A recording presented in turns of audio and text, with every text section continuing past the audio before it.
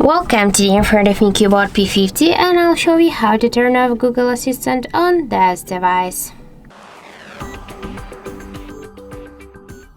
So first let's launch the Google application, and after that tap on the right upper corner, then click here to the settings and tap to Google Assistant section.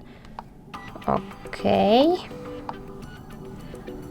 After that, we should scroll all the way down to the general options, and now we can see that the Google Assistant is activated, and to turn it off we should click here only once on the switcher and confirm our action by click here to turn off, and that's it. So thank you for watching, and if you find this video helpful, don't forget to leave a like, comment and to subscribe our channel.